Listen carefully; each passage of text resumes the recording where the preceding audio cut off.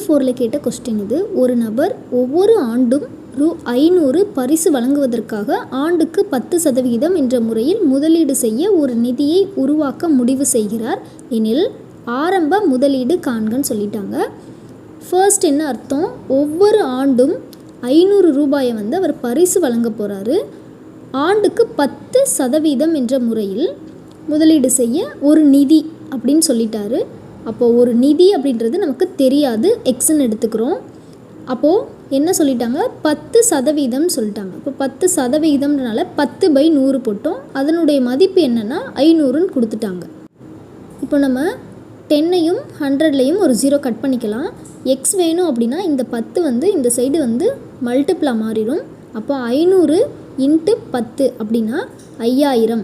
அப்போது எக்ஸின் மதிப்பு 5000. இப்போ ஆன்சர் பி.